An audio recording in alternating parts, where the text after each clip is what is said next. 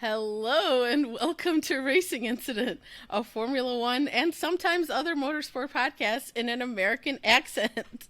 I'm Anna, and with me I have today a returning, I would say, fan favorite, just because I don't know if this is actually true, but I know there's at least one fan who thinks so, who tweeted us about this.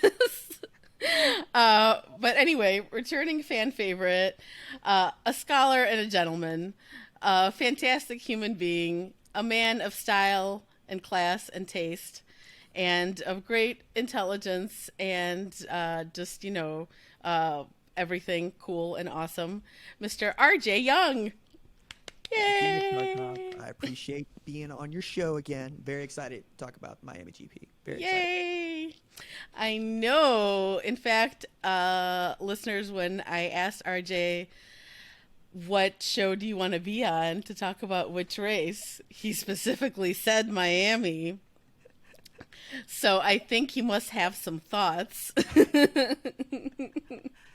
Yeah, and it delivered, right? Like we had some things to talk about before the race even got started, and then by qualifying, we had lots to talk about. Indeed, indeed. But before we get into all that, just going to remind you guys all to subscribe to us on your podcast platform of choice if you're not already. Hopefully, you're already listening to us there. If you're watching us, subscribe to our YouTube channel if you're not yet subscribed. Don't forget to like, comment, all the things. And rate and review us on all the podcasting platforms if you have a chance. It really helps us out. It helps other people find the show and like visibility, algorithms, all that jazz. And tell people about us. That's actually one of the most effective ways to let people know that something you think is cool is something that they will also think is cool and should check out. So tell people about us, tweet about us, Instagram, whatever, TikTok. I might get into TikTok. This is a long story. This is a long and sordid tale that we'll save for another time. I may have set up an account. I don't yet know if I'm going to do anything with it. We'll see. This is all the fault of someone who's going to be on the show in the future, and we'll talk about it at that point.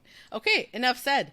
And of course, follow us on the socials. As I said, I will not be divulging that TikTok information yet, but you can follow us on Twitter at racing_incident, where if you tweet us, you're eligible to be our tweet of the week winner, who gets no prize whatsoever, but a lot of love and admiration from us and appreciation for engaging with us. And then on Instagram, it's the same thing at racing_incident.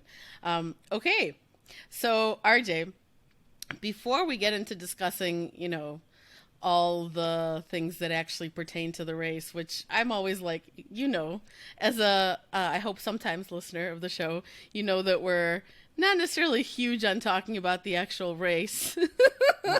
Not always, but Not always. Is a great show. It's a great show. Aw, you're so sweet. And well, actually, in case we have, I think probably it's possible that we have some newer listeners that, hopefully that have joined us since our relaunch. And I didn't get a chance to really tell them anything about you. And they may not know how awesome you are, even though I said all those things in the introduction, which of course are all true. But just tell us, give us like the quick RJ Young, primer. Massive motorsports fan. Watching Formula One since 2007, which coincides with Lewis Hamilton joining the sport. That is not a coincidence. It is the reason I started watching Formula One. I'm probably too into it. My bosses notice, right? I kind of keep a lot of it to myself, but on any given weekend, Formula One practice, qualifying, NASCAR practice, qualifying, well, not practice, well, I guess practice, yes.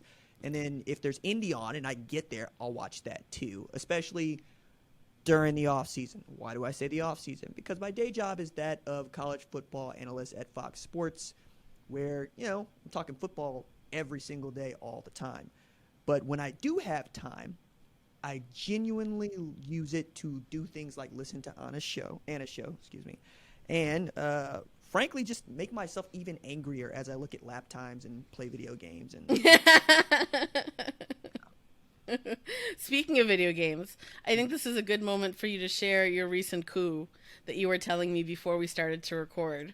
oh yeah, I finished 20th in the world in F1 mobile racing. I'm probably the only person that uses, well, my name on that thing, which may not be a good thing, but if you go look it up on the F1 mobile racing app, go look at Miami Grand Prix, you'll see me at 20th, which was a big deal for me because Anna will know this, but you'll understand where I'm going with it.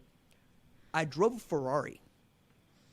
And I drove a Ferrari because on the game, it is the most powerful car from the 2022 season. They haven't updated for 2023 to reflect stats and whatnot. Oh, okay, Right. okay. So it has great stats for speed. And I'll say, hey, look, I'll handle the car. I'll brake the car. I don't need any help with that. I can't make it go faster. And that was perfect because that's how I know and understand F1, right? Car control is on me. Making the car faster, I can't do that, but I can control it going into corners. That's all right. True. That's certainly a problem for a lot of the actual F1 drivers at the moment. Yeah. So yeah. Again, just deliver it. Yeah. Catching it from all sides, man. So let's look at Miami. I know we plan to talk about looking at Miami kind of globally a bit first as a race. Second year, first year was, as I recall, pretty boring. I don't recall much, which must mean that it was pretty boring. Well, can I jump in for just a second? Mm-hmm. When you say boring, you mean not a lot of overtaking and not a lot of fighting up front? I guess so. It did have a lot of overtakes. So. It just didn't have a lot of overtakes 1 through 5. That's right. I do. Well, then maybe they didn't show a lot of them on TV. Yeah. That is also an Anna thing. She will let you know when the TV program is doing you a disservice. You're like, this sucks. Why aren't you showing this? Why would you cut away from that? I love you so much. Because no one else pays as much attention to my complaining as you do, and I thank you. I appreciate you very much. Because if Formula One paid as much attention to my complaining as you do, then things would be fantastic. Let me just say. Fair. Everything would be fixed. It would all be great. Now, I realize that's probably a very hard job to direct one of these broadcasts. It's probably very difficult. And, they have to pick and choose, obviously, what they're going to show us.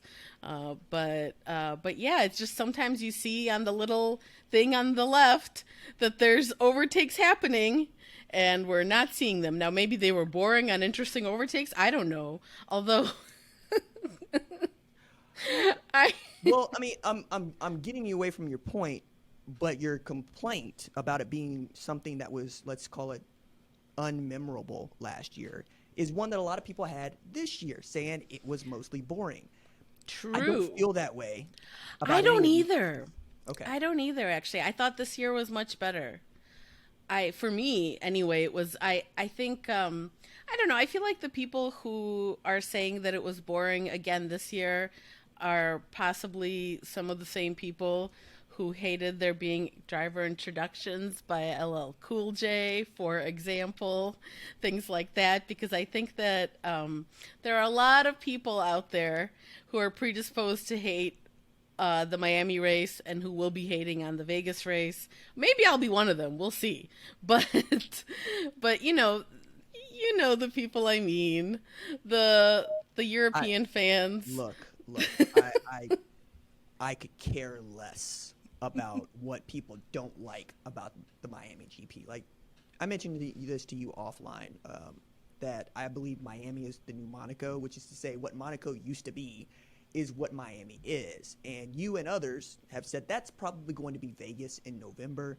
It's a night race. I kind of slot it more towards Singapore than I do toward Monaco. Also because as much as you're probably going to get stars for that something about being in the daylight also invites your kids to this, or makes it a little bit easier for TV to put it on, especially in November because we play football. Yeah. It States, right? Like, this is the reason. That's why the Miami GP was. Oh, they hate that too, RJ. They hate that too. Again, 3 Grand Prix, right? And there's a reason for this, right? This audience is one for which they want, because we are the last full pockets left on Earth. Right? I mean, some of us. But the driver introduction, I thought was. We can afford F1 TV. That's the extent of it. Well, okay, so that part, right? Because like I will go back and rewatch. I'm such a nerd. I will rewatch the driver footage, like the driver cam, the headrest cam, or the overhead cam from Lewis, Max, and even Alex Albon, who I learn a lot from just because of where he's positioned. You know, as well as some others, just depending on how the race went and what I found to be more interesting. But the TV broadcast is still the TV broadcast, and that's why you had things like LL Cool J introducing the drivers, and I was playing a game about halfway through where I could, predict which driver was coming out based on what he said, because what he said was woefully underwhelming. Right. And borderline insulting at some point. My God. Okay. No, we were going to do this later, but let's just get into it now. Okay. This is a show with no agenda. And I've never stuck to any actual running order or anything. I've ever had a day in my life of any podcast I've ever done. So why should we stop now? I think that we should just, because this is actually something that, as you may have noticed, this has been a huge talking point in the wake of this. Sure. For listeners who can't see, RJ's making various gestures like, oh, God. As we're getting into that wasn't my turn-off point. But I want to talk about this because there was a point in the pre-show where I said, enough. I'll be back when they go to the formation lap. I swear I will. But I have to turn this off. Okay. Which point was that at? You might as well just say it. When Dom Toretto came on my screen, I text like one of my friends from work, right? He's also a huge motorsport fan, and he'll watch NASCAR, he'll watch Indy, he'll watch F1. But when we can, we'll watch it together, and because times are times and whatnot. And I said, get Dom Toretto off my screen. Make him go away. You're aping. You're using lines from. I felt the same way. I felt the same way. And he's like, RJ, you can unmute. It's fine. They're gone. I was livid. I said, enough. I can't, man. I can't. And he was like, hey, RJ, Dom Toretto, is unimpressed by the Miami GP. I said, Dom Toretto can't make it to turn 11 without putting a car into a wall. It's like that was too much. It was. Yeah. I draw the line at that. Yeah. But obviously no one else had a problem with that because drivers didn't have to stand out on the grid for it, I guess. So that was probably fine. They were so uncomfortable. They were so uncomfortable. Like Lewis is the only person that was comfortable, but that's because he knew LL and LL knew him, and Lewis is very used to that environment. Also, yeah, these engines are his people, right? And they are, yes, exactly. But exactly. LL was so happy to see Lewis because oh my God, he hugged him and it was just the cutest. He bailed him out, right? Like that was the other part. Like he made him feel better about doing this. Yes. Yeah, he when he hugged him, I was actually like, that is so sweet, because one of my favorite things is when other huge celebrities in areas outside of motorsport get super, super, super excited about meeting a driver. And I mean, let's face it, it's very often Lewis, because he's obviously so well known and has such a huge profile, especially in the US. And so when affable. When LL Cool J went to like hug him, I was like, oh, like I was like, LL, like we all understand, like we all get it. Anna, I've had that job, okay, and I will have that job again. So it's very difficult for me to critique, because a lot of what doing that job is, it's kind of like being a host of a podcast. You are going to come and be professional, and if this other person is in, you will have a good experience and they will have a greater experience because your job is made easier just by having somebody that is willing to play with you. And I always say this when I go into interview environments where I'm interviewing other people, make them as comfortable as I can, let them know it's not gotcha, none of that, and that I am going to do my level best to make you look so good, right? And when you're the MC and you have to ring announce people that you don't know, who you've never met, and who probably know that you could care less or know nothing about the sport, you're already at a disadvantage, right? So as much as it was nice to see LL very excited to see Lewis, I think that was more about LL probably not wanting to cry. Okay, so Logan Sargeant comes through and he makes it awkward, which is something else entirely. Yeah, that was, although I was sort of like, okay, cool. I was like, are all the other drivers going to say something too? I was like... But Nick put that away. Like, Nick just, by.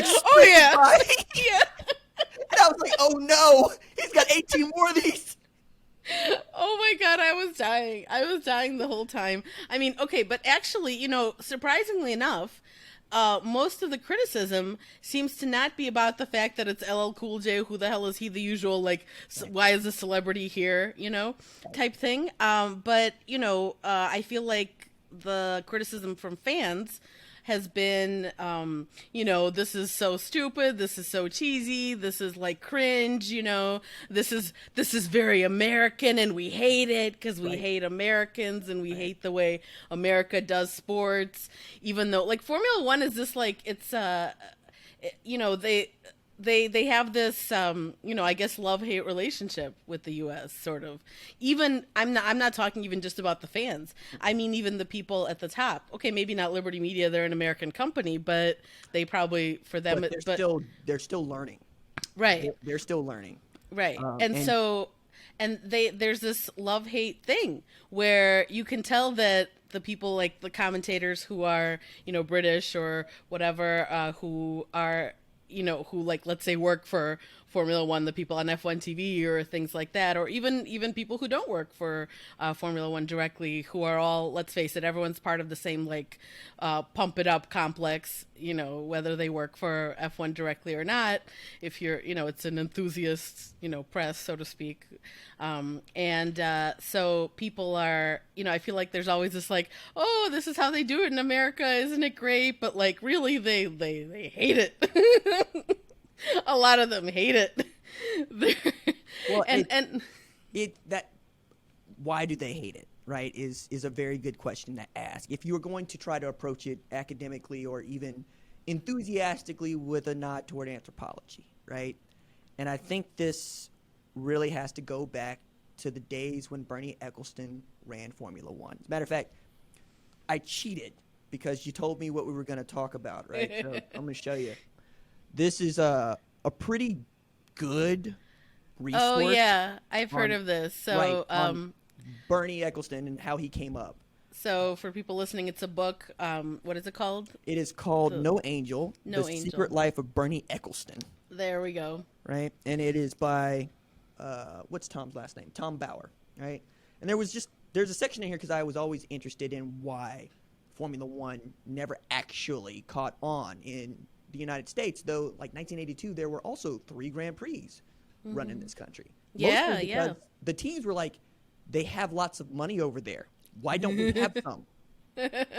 Like, full stop, right? So Watkins won Indianapolis in 2007, famously. Yeah.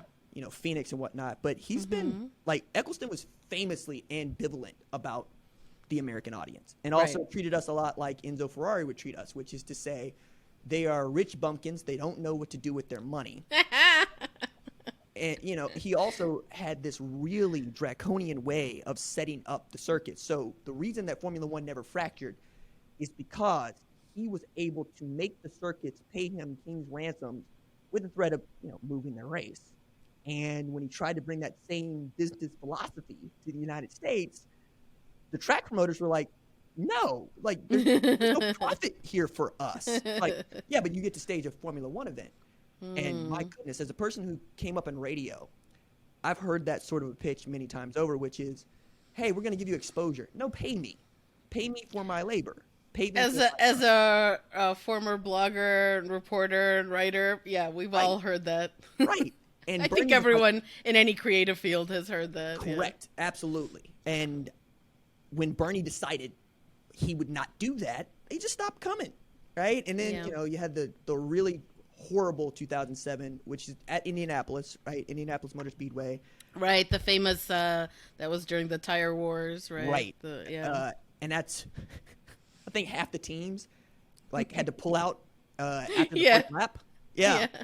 Anyway, it's been that thought behind Formula One for years, and I'm serious about this.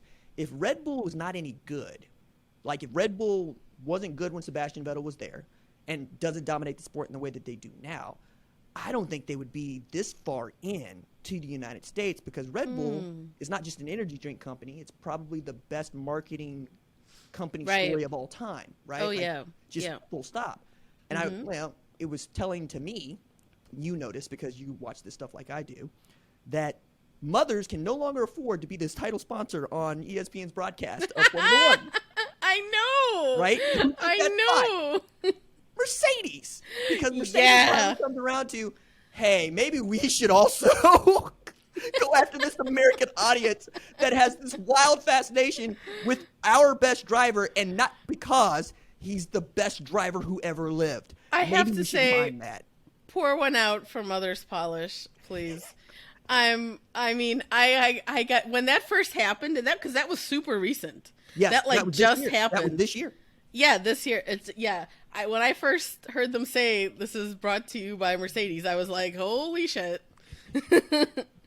And I was like, Mother's Polish, no. Perhaps you have seen the really awesome, it's not even a meme, it's a video clip of Fat Joe saying yesterday's price is not today's price. Exactly. Yesterday's price is not today's price. Yeah. Luckily, ESPN could still afford it, and that we don't have to deal with, what else could have happened potentially there, which, well, I don't know if it would have been better or worse. But that's a question for you then. Would you rather the audience, which is what Liberty Media and Formula One chose, one of the reasons they wanted to stay at, the worldwide leader, or would you have taken the money that might be offered to you by Amazon or even Apple? Netflix just refused to bid. Right. I mean, they apparently didn't, though, because as I recall, I'd have to look this up, but this was now a while ago, but as I recall, those types of bidders, Amazon, et cetera, were offering them huge bags of money. Right. And so they, I think that it's very possible that they could have gotten more money from Amazon or someone else, but I think they made the decision that was, to me, is clearly the right one, and is in terms of the business and in terms of getting it to a wider audience. You're going to make more money here on the front end, but then there's going to be fewer people able to access the programming potentially, and they didn't want that, obviously, because Formula One likes to pretend that it wants to be there for everyone, just to watch it on your screen of choice. We're there for everyone. If you want to come to a race, I'm sorry. Now, what did Bernie say? I don't want anybody at a race that doesn't that can't have a Rolex on their arm or can't afford a Rolex. And I appreciated that honesty, at least, because what we have now is we have the pretension that we want everybody when the prices are astronomical and unrealistic for most people. I mean, I was saying I very, very, very much doubt anyone involved with IndyCar in any respect is listening to this right now. But if they are, I am begging you to make an ad campaign that specifically targets the fact that IndyCar has all these things going for it that F1 doesn't. The first 4 races, 4 different winners. We've had, so that number 1, you can go into the paddock for little to no money. The drivers, the cars, it's all right there. Hang out, talk to them, get a picture, get a whatever. It's extremely accessible. The ticket prices are dirt cheap compared to Formula One. I mean, they're still not, it's not nothing, but it depends on the track too. You know, some are higher, some are, and they also have the like concerts and things and do where it's not just the race a lot of the time. I mean, sometimes it's just the race, but and they have support races also, like I mean, when I found out those prices, still to this day, I'm like, how are you not shouting that from the rooftops? Yeah, I'm skeptical. I'm skeptical because I understand. Do tell. Well, I mean, if you have lots of supply, demand is not high. That's how that works. And low supply means you got to lower the prices. High supply means you got to lower the prices so you can increase demand. And once you get demand to a threshold, those prices for paddock passes, for getting into the race, they won't be there anymore. And the reason that F1 can do this is, frankly, you're talking about an advertising campaign. Indy's doing this, right? Sure. They have 100 days to Indy on CW. It's not bad. It's for what it is, it's quite good. Yeah, I think so too. It's not. I mean, I'm not gonna. I will be honest. It's not as good as Drive to Survive. I think, or at least I only watched so far the first episode in like 20 minutes of the second one, so I haven't finished the second one yet, which already has aired for anyone that was. But FYI, Americans listening, you can watch it on the CW app. If you download that, you can watch it on your phone or tablet or whatever you've got. So I haven't. It's also doing that thing that you wanted to do, where you get to see what is Joseph Newgarden like, what is Colton Herta like, what is Scott McLaughlin like. Like Scott McLaughlin's going to get the Danny Rick treatment. It's funny, right? Nobody. That's what it does seem to be going in that direction. Right. Yeah. I think you're onto something about wanting an advertising campaign about what they have, but I think the way to do it is to blow up that show. And to make that show as accessible as you possibly can. Like, we learn more about Colton Herta and how he lives. Well, they're trying. I mean, they've had, they've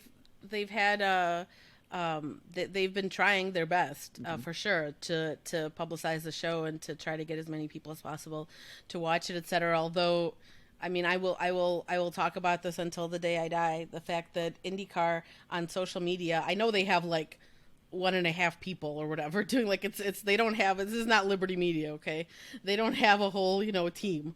So I know they're doing the best they can, but just based on my observations, for example, like on Instagram, they don't get the engagement that like F1 does or whatever. There might be like 40 comments on a post, let's say, and if you're posting about this show that you have that you really want people to watch, you're really really really invested in getting people to watch the show so that they'll get interested in your racing series and start watching it and following it.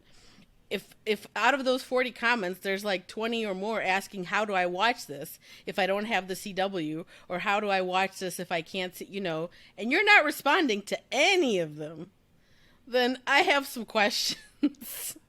Well, some of that is also social media etiquette, right? Because we're getting to a place where people are online to perform. And if you tell them where they can watch it, you respond to, say, one of those comments, right? And that comment gets upvoted. That's great. What you can't do is respond to everybody unless that's part of your campaign. If you got one person who's also responsible for creating this stuff and posting it, I understand. I get it. Your point, though, is taken. You have to build that digital outlet. You can't just say we have a social person or two. You have to have 50. That's how this works now. But I mean, even with one, like, I've worked in those types of roles, in not for smaller types of organizations usually, or things like, but you don't have to. I don't think I hear what you're saying, but I think that it's still possible to do it without creating the expectation that you will in the future respond to every comment. Sure. This is you're making the decision as the person or organization running the account that I'm going to respond to the ones that are the really important ones, and then everyone else. Sorry, where do you think they make their money? NBC's contract? Yeah, I don't even know the answer, to be honest, because I don't know yet how IndyCar works as well as I know how F1 works, which is to say still also not as well as as I'd like to eventually, but there's some of that has to be that. And then I mean, they have sponsors too, obviously, same as right. Well, F1. I ask it that way because that would point you toward, if you know what's important to their bottom line, you also know where they're spending their money to get more of that, because we're not necessarily in a space where people are looking to diversify so much as they're trying to lock up what they have, especially in this advertising environment where people are getting laid off and, jobs, unemployment was on the floor. And now we'll see. Yeah. Right? Yeah. Anyway, okay, as usual, this happens to us every time. There'll be 5,000 tangents on the show. Everyone just strap in and, it's going to be a wild ride. But back to Mr. LL Cool J. This is, I find this fascinating. The fact that there's this much, animosity from some people. Now, so far we've talked about the fans and their objections, or not, to this. Not everyone objected. Some people enjoyed it, like us. And well, you partially enjoyed it, I guess you said, right? I enjoyed the anti-funny of it all. Unintentionally funny. Unintentionally funny. Yes, agreed. Yeah. And I thought the band, I loved the whole will.i.am conducting and the band, and with I was like, jacket on in 90-degree heat. That's, I don't know how people do that. How did Lewis, but how did he? Unserious is what I'm saying. You got to be, it's unserious. Indeed. But I was like, will.i.am knows how to conduct. Like, what is this? Like, what's happening right now? I was like, this is new information to me, but okay, cool. I'm into it. And the music was, I thought that was lovely. That was beautiful. The musicians were very good. I can't remember what Grand Prix it was where there was one, it might have even been this year, where there was a band that played the national anthem, and it was so bad. It played the national anthem. I can't remember. It might have been. It might have been last year. I don't know. Okay. But yeah, I was just like these people are obviously excellent musicians, and they were doing a very good job. I'm not an expert or anything, but I think that it was quite good. And this was, if people don't know, that was like an original composition called The Formula. I think and will.i.am has a some kind of now relationship with Formula One, where there's going to be other songs or something that he does, or other So it's tried to do this with acts outside the United States. I know that.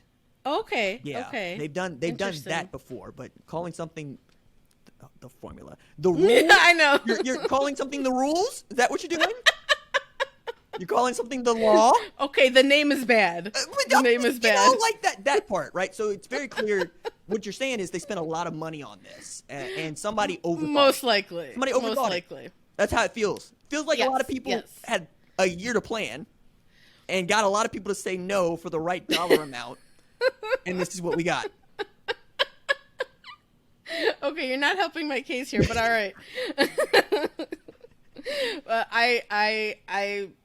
Yeah, no, that's accurate. The whole Miami Grand Prix, let's face it, it's like there's this, I don't know if you saw, I literally saw this like before we got on to record. There was a guy, some crypto dude bro, so I hate, and I will have to probably put a link in the show notes to this, but he was at the race, and he posted a photo of this sandwich that he bought that he claimed was called like Wagyu beef, something, and it was like $45. Yeah. And I kid you not, it was like a French roll with like Hillshire Farms ham on it with like some kind of sauce. I'm not joking. I will put a link so people can see it. And people asked him, people are asking him in the replies, like, you're kidding, right? And he's like, no. So it's, Miami's an experience, but also one in which I don't know that you're paying for the race so much as you're paying to say you were there. Yeah, of course, I think we're also going to talk about Liz Blackstock's piece. Yes, okay. we are absolutely. Yeah, we're getting to it. I know this is, No, I don't want to jump ahead. That's all. No, it's okay. This is how we do it. Okay. This is how we do. Okay, sorry. They couldn't bring Montel Jordan in. What are we doing here? I know. That was a free one from Anna right there. That would be a good song, okay, for like Formula One. I'm just saying, and I'm guessing Montel Jordan would not be averse to selling them whatever rights they needed. I doubt it, because that that's also one of the things that I value about Formula One is going back to Eccleston and being authentic about what it is you care about. Nobody at F1 has ever been anything other than apex predator capitalist. Like that's the nature of every motorsport, but specifically this motorsport. Yes. Which is kind of why I'm not ambivalent toward the drivers or how they feel about this. However, what do you think the money's for?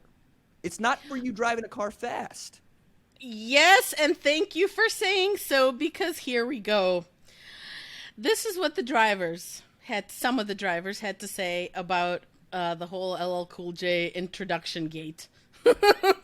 I call everything a gate. That's some people already called it sandwich gate. So do many. With it's the guy. What we do now. Yeah. I mean, that's what we're gonna go with. I work in a medium where we use deflate gate. That's right. Oh, I actually know what that is. I'm impressed with myself right now, because I'm not a huge football person, as you and our listeners know. And yet I don't care that they wear the. Well, actually, I don't think they even did it this year. They didn't do the football helmets this year on the podium, I don't think. No, I've already forgotten. No, yeah, okay. No, though that is one of my favorite pictures. There you go, you fucking Europeans. Okay, they gave you one there.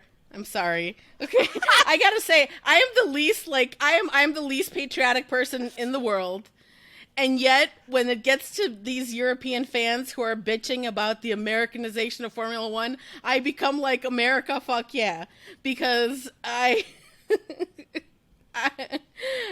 just can't. Right, okay. So, also on that front, remember they have to double down on the United States because they can't have a Chinese Grand Prix.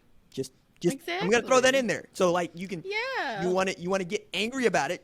Europeans can go talk to their Chinese brethren and say, hey, we would like you to get your Grand Prix back so we get less Americans. Go talk to them. Go talk to people at Kyalami. Actually, talk to Formula One about that, because if they wanted to, they could help them with that, I feel like. The Kyalami one is interesting because it feels like you should be able to make money. It feels like it, but I don't. Yes. I think if they could have, they would. Like Kyalami is as useful as Sao Paulo. Anyway, that's another discussion. I think that it is. I think they could make money. I think it sounds like the issue is that the local ownership of the track and organizers and such have said that I think that it would cost too much to upgrade the track, etc. Yeah. And that's where I'm like, Formula One, if you really cared, you are literally rolling in. No, they don't. They don't you care. fix that track, you got to fix them all. Yeah, that's how they would talk about it, right? Whether or not that's true, but that's how they would talk about it. Yeah, well, I don't know. I mean, in Vegas, they took on the role of promoter and whatever. They don't do that in any other tracks. Because they've taken. You know why? Well, yeah. Okay, all right. I'm just saying, Kyalami in Joburg, right? It's not Cape Town, it's Joburg. I think so. Okay, is not Vegas. Right. Yeah. And also, they're going to be playing NFL games around the same time. Yeah, you got it. The NFL can look at Formula One and say, we don't care. Right. I don't know of any other sporting event that can do that. Like that's a wild. The World Cup, maybe. Maybe, right? But why would you state something during the World Cup, which lasts a month, right? You can work around it. The NFL is going. We're recording this on the same night that the NFL has its schedule release, and that is an event. The idea that you can make an event out of telling people when the game is going to be played 4 months from now should tell you a lot. I can see it now. LL Cool J. And the first game. Look, so the NFL draft has a bit of that, right? So that I didn't. Yeah, that I know. But what the drivers, right? Lewis is the only one that. It's fine. No, let me tell you. Okay. Let me tell you. So, first we have Mr. George Russell, who, as we all know, is chronologically 25 or however old he is, but mentally he's 75. And as a result, he's gonna eventually he's gonna seem like a normal person when he gets to be 75. But right now it's just a bit odd, but okay. Mercedes driver George Russell, and this is from a motorsport piece about this. So there could be other quotes from other drivers. I have George's thoughts, Lando's, Alonso's, and Lewis's. Okay. And, I don't know if other people gave quotes, but these are the ones that I came across. So George Russell labeled it distracting, saying, I guess it's the American way of doing things in sport.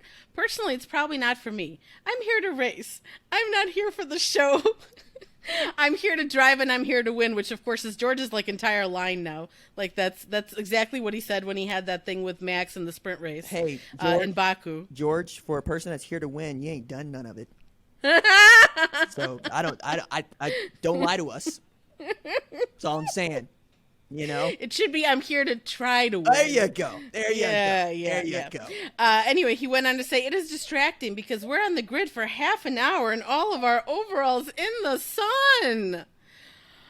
I don't think there's any other sport in the world that 30 minutes before you go out to do your business, you're out there in the sun, all the cameras on you and making a bit of a show of it. George, we need to have a talk. We need to sit down and talk, George, because this driver introduction thing literally added on like 6 minutes or something like that onto your being out in the sun time. Okay? They're also pampered. It's if you wanted to give him an umbrella or have somebody hold an umbrella, we've seen that done in the past. Yeah. We also They've all got the cooling vests, right. You know, so people that want them. I go back to major American sports also, but I don't know about soccer in Europe, but in the NFL, it is not uncommon, right, to have guys out performing, warming up an hour, 90 minutes before the game starts. But I also, that's right. This is a phenomenon that I find inside of motorsport almost exclusively. Yeah. These folks don't do anything else. Nothing else. Most of them. Right. Well, and I'm getting there, right? Like, so their view of the world quite literally comes from motorsport. And if it doesn't happen inside of motorsport, it seems foreign to them, right? So when it's foreign to them, they don't always show reserve and say, hey, somebody else's culture, I'm just trying to get along. They immediately go, it's not my thing. Well, of course it's not your thing. You spend your life in a simulator. I get it. Yeah. But I get it. But that was wrong-headed, right? Yes. And what's more is that I mean, again, what is he? George hasn't been in Formula One for 20 years or however long, like Alonso. He's been in it for however many years he's been in it. He's complaining that they're making a big show of it. Excuse me, but it was a big show even before Drive to Survive. Even before, you know, Monaco. I mean, in George's time. George's time. I mean, you know, yeah, Australia. It's still... Exactly. There's still... It's like, there was always a show. I mean, I literally saw some yoo-hoo making a comment saying that, like, this is ridiculous, it's not a circus. And I was like, literally every F1 commentator refers to it as a traveling circus. Well, okay, the counterpoint to that is NASCAR. So I don't know if you saw this or not, but the Bud Light Clash always... Okay. I heard about it. Yeah, so Wiz Khalifa performed in L.A. Right, I heard about this, yeah. It's a NASCAR event inside the Coliseum. Right. And everybody has always got sort of the same attitude toward it, which is, okay, we get why we're doing this, and we will be polite and do it. I also think about it in this term, right? It is a very privileged position for George to be able to say, I don't like doing this. When, to your point about Indy, I'm reading Mark Erickson going, I wish all the people that like Formula One would give us a shot. And I'm going, I'm a purist. I'm not a casual. So I don't like you trying to bring in casuals to a thing for which I am already here. Right? But also, the thing that's working against Indy that works for Formula One, most of the folks that are really good in Indy couldn't hack it in Formula One. I mean, that's the long and the short of it. And you drive for one of the richest teams in the world, regardless of sport. And you catch an attitude because this one time, this Grand Prix, they want you to do a little bit more than you would normally do. I mean, and I think you're going to get to Lando on this, but it's... Oh, I'm getting to Lando. No, let's go. I'm getting to Lando because Lando is, it's even worse. It gets even worse. If you thought George's complaining about the heat and his delicate constitution was bad, this is even worse. Lando Norris, who, let us remember, is one of the most popular drivers. You know, they did that poll like last year, and it was like he was somewhere towards the top, number 2 or number 3, I don't know. A lot of women voted in that poll. A lot of women voted in that poll. Yeah, yeah, which, that's to each their own, Sure. but ladies get some taste. All right. So The shade. It's like, get the I'm baby out of here. sorry. I'm sorry. There's clearly a difference among there's those people that you can see that are Formula One drivers that you're like, yeah, they would probably get a lot of female attention whether or not they were Formula One drivers or not. But they're And then not there the are the folks that people they vote for. Yeah, right. But then there are the people who are you're like you would get no attention probably or little if you were not a Formula One driver. And I'm sorry, but Lando's one of those people. Again, just a personal opinion. Well, I mean, I'm old enough to like be his mom, sort of. So I gotta butt in here for just a second. all right. I have said many times over, I would love to live the life of a race car driver. Okay, because I mean, it's frankly the reason I think I have fast vehicles and I use them. Nothing makes you more attractive to anybody, and I mean this as a popularity as much as sexual attraction, right? Than having a fast whatever. Mm-hmm. And that's just it. You could be the ugliest dude in the world, but if you can drive a car really fast and it's a fast car, you're going to outkick your coverage. It works for a lot of things. It works for musicians, performing actors, in front of large groups of people. Yes. But yeah, yes. You're right. Thank God you have your fast twitch and your 2015, 2010 eyesight. Exactly. So Lando Norris. First of all, Lando took it upon himself to speak for all the drivers. As he often does. And said, he said none of the drivers like it, but it's not for us at the end of the day. Okay, so you know this, and yet you go on to say all this. We do a lot of things. It's probably the only sport where we're so close to the fans. We do so much publicity for the fans. As drivers, we all just want to sit down and focus on what we need to focus on and not do so much TV and everything. But it's a business at the end of the day, so it's what we've got to do. But adding more and more stuff like this, again, like 6 minutes or something to that effect, more and more stuff like this, no driver likes it. We've said you can't just keep putting things in and making us do more and more. We do so much. There's a limit to how much we should do. We're here to still focus on doing the job of what we're doing and not just be in front of the camera the whole day. Tough. Yeah. Look, there's a part of me that understands what he means, right? Sure. I also know that Lando's a scratch golfer. So you have time. You have time to be good enough at a sport that takes forever. And another sport that takes forever, and you're mad that the main thing that they're asking you to do is keep the main thing the main thing.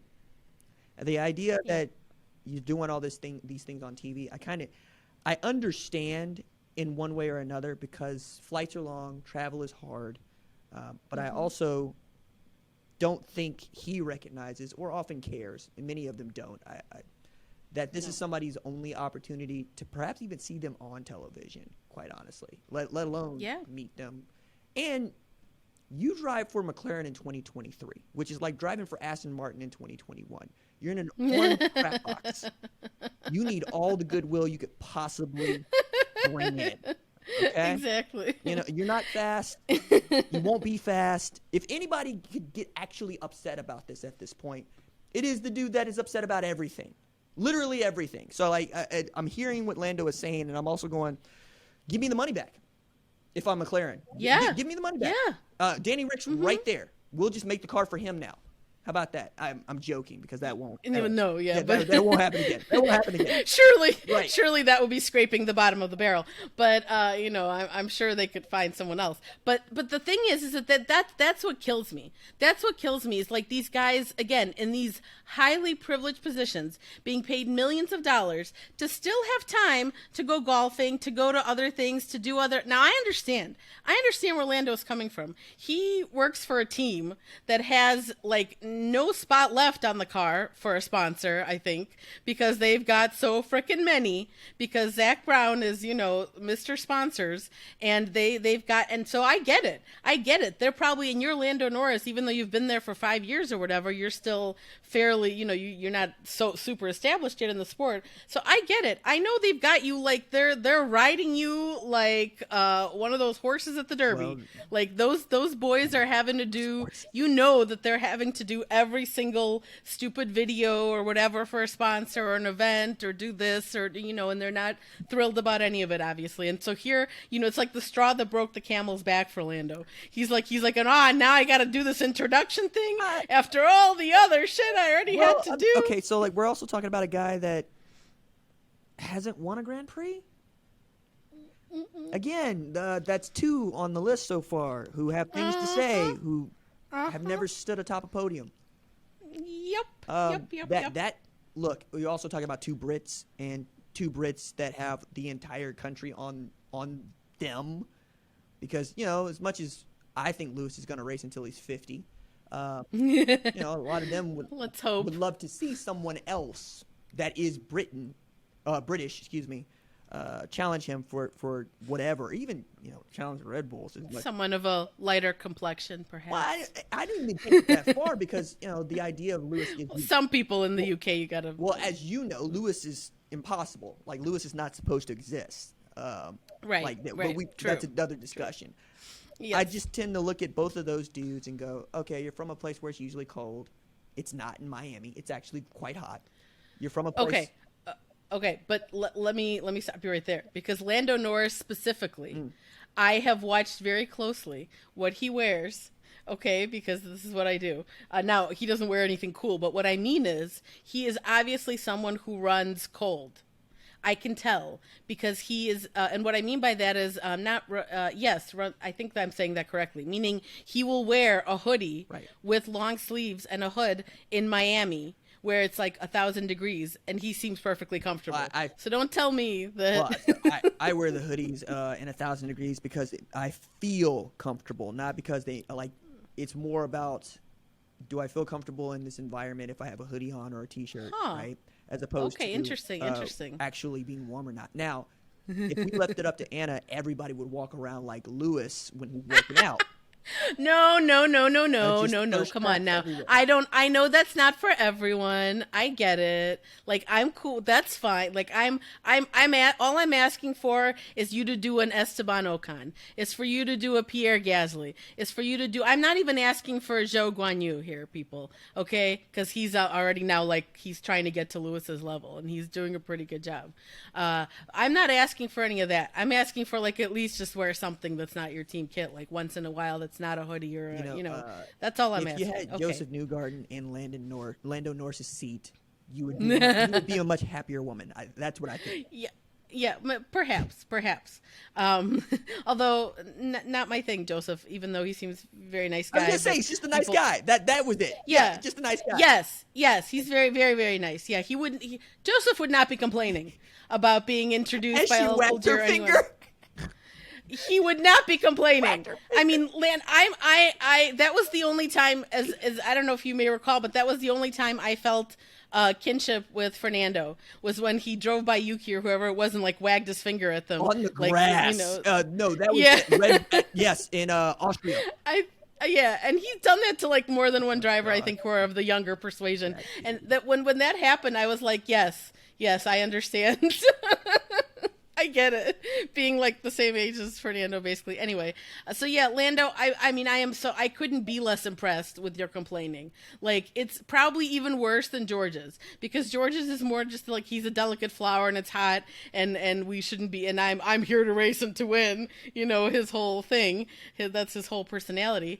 Whereas Lando is like, that to hear this stuff from him, that like and I know that he has issues with this. I know he has like anxiety and he's and there was I think it was like one of those silly like lie detector tests videos or something or something else like that, where he was asked, do you ever pretend to not be yourself if people recognize you and say, are you, and he's like, yeah, I've done that. Like, if you don't want to deal with it, I get it, I get all that, but this is an official thing, and again, it's not going to be at every race. However, getting to Fernando, who actually I actually didn't hate his, even though he was not keen on it. He said, if we do it, we have to do it everywhere. Because I don't think that the Miami fans are better than the Italian fans in Imola or in Spain or in Mexico or in Japan. We need to make everyone with the same rules and the same show before the race. So Fernando apparently wants uniformity across all the races, and then if we do this in one place, we should do it in every place, which I think is a strange way to oppose it, because then they would really hate the people who don't like doing it. But I thought that was actually kind of a good point, in the sense that now it wouldn't have to be the exact same thing, obviously, because in the U.S., like, this is how we do it, right? We have sport, with the big and again, if people don't know, in American motorsports, very standard, drivers get announced. George saying that no other sport does this is because the only sport I think he watches is tennis. So if they do announce them there, which I'm sure they say their names or something, there's only 2 people, so it doesn't take very long. So I could see him understand him being confused, but it happens in a lot of other sports. I mean, it still happens at NFL games, right? Where they announce the starting lineup. Yeah, they announce the starting. I mean, and in the NBA they do it. So I think Fernando also misses. You pay more for these things because Miami's paying more for these things. We know this to be true. We know that you can't do this at, say, Jeddah. You can't do this at Baku. There are places you will do something like this at Monaco if Monaco was willing to pay for it. And that's kind of the whole thing with Monaco, is they're going, no, we refuse to pay these prices anymore. We're Monaco. And F1's going, keep that same energy, but the price is still the price, right? No, I don't look. If you want more, you will pay for more. And if they're the only people that are paying for more, you're going to do more at Miami and nowhere else. I also don't genuinely agree that the driver should be making any choices about what goes on before and after a race. No more than anybody. Yeah. Like, nobody needs to tell you how to drive the car. And nobody would tell you how to drive the car. They would just give you as much information as possible to drive the car. In the interim, take your helmet off and show it. Show your face. That's your job. Speak affallibly. Like, I think most of these guys could learn from watching NASCAR. Quite honestly, they don't like it any more than I would even. Yeah, no one does. Well, no one does. But they do it. And not just that. Hey, it was nice for us to get the Space Jam 2011 35 Chevy Carlo whatever into Victory Lane today. Shout out to our sponsors at Wherever, who also made this thing possible. And then answer the damn question, right? Yeah. You will do a post-race interview. You will do it. Here's one.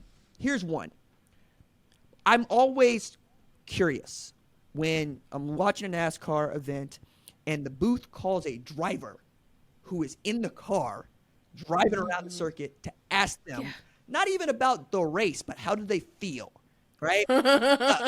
What's going on there? And the drivers are always fallible because they understand this is their job. Chase Elliott is never angry that people are watching F1 because Chase Elliott is a very good and the most popular NASCAR driver on earth. That means he doesn't have to care because Chase Elliott is actually a nice guy. And how many of F1 drivers are genuinely nice people? I can count them on one hand. Finger. And maybe not even use every finger. And I don't know. I think that Alex is probably Alex and Nick are well, I don't know about Yuki, but I would maybe four. Yeah, right? yeah. I think for me it's Lewis, Alex, Yuki, Esteban. I don't know if he's like a maybe. A bit churlish, just a little bit. Maybe, okay. But he also has a lot of lovable characteristics, I think. Anyway, this is a whole other episode. But then of course we have Lewis, who was like, I think it was great. I love the son. He's also wildly curious, right? Yes, Like yes, all yes, the things that I like about Lewis come from him being a regular ass dude. Like yes. mostly just going, "Oh, you do what? That's cool. Tell me about that." Right? Yeah, yeah, Meanwhile, Fernando's exactly. talking about, "Hey, I can't take up any hard drive space with stuff that doesn't matter." So what doesn't matter? Exactly. Anything that has to do with me driving a race car Uh-huh. doesn't Uh-huh. matter. Uh-huh. Yeah. So Lewis was like, I think it's cool that the sport is continually growing and evolving and not just doing the same stuff that they've done in the past. And here I maybe I'm reading too Like much into adding it, more but GPs, Lewis. They're adding more GPs. I'm yeah. just he can do wrong. I'm just saying he Yes. can't do wrong. Yes. Yes, yes. But, I also read it partially as, there are things that Lewis would like changed about the sport based compared to how things have been Yeah, done in the past. And so if there's, maybe if there's change in one area, there could be another. I don't think they're not related at all, sadly, probably. But I think he feels it's probably a good thing to see any kind of change. They're trying new things. They're trying to improve the show. I'm in full support of it. I grew up listening to LL Cool J and he was there. That was cool. Okay, can we just take a moment to appreciate elder millennial Lewis and give him like a virtual hug for saying that he grew up listening to LL Cool J. don't think that's the thing that I would admit out loud, but sure, Lewis. I mean, we I got a know. It's really bad. made a song called "Tina Got a Big Old Butt." Yeah. Well, what do you mean, RJ? That's a classic. Also, Mama clearly. said "Knock You Out." Yeah, yeah, yeah. Head Anyhow, sprung. um, So see, it was, like I don't think I would have just said that. I think I would have let that one go. no, same here. But he's a true '90s kid. He leans into that. That was cool. Then you look over and you've got Will.i.am, who's an incredible artist. You've got Serena and Venus, who are like his actual friends. So Looked like they knew standing what they there were doing this year. Yeah. I thought it was cool. No issue for me. Asked if there was any risk of the ceremony distracting him, which is what George mentioned. Lewis replied, I was focused and in the zone since last Sunday. Here, I have my mic. I'm just going to briefly. Well, I look. I hear you. I hear that. But if that was true, that was true. Okay.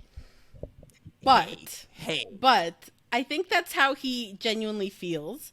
And I'm just going to go ahead and say that to the other drivers, if you're feeling distracted by this, then maybe you should raise your game. Well,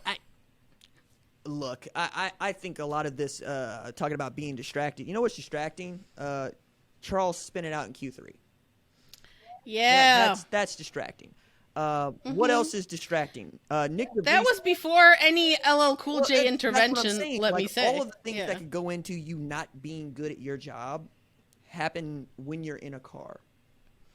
Especially at this level, at this point in F1, because it used to be, you'd be like me looking at my motorcycle. You walk around it, you make sure that everything is everything, and now you do that as a matter of repetition, right? If that's something that you've always done, you will continue to do it because that's also part of getting you in the zone.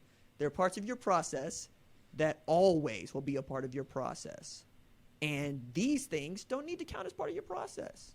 And if you need your process to go on, like Lewis is saying since last Sunday, first, I'm sorry, because that's a lot to carry. And, Lewis is being facetious. We know that. Yeah, of course. But I'm also really curious as to, do you think because you say you don't like it that you're not going to do it again?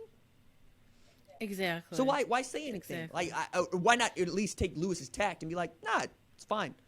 Keep it moving. Yeah, or just you could say, like, again, these quotes, especially from Lando, went on and on and on. Like, the reporter who he spoke with, he clearly wanted to say all these things to him. For what reason, I don't know. Well, because this is how he felt. But to say, like, Lando's not the most media trained of the drivers, and I actually I appreciate the fact that he just kind of like says stuff, that it's not that he doesn't, they ask him like, how is the car? And he's like, bad, it's bad, basically, in so many words.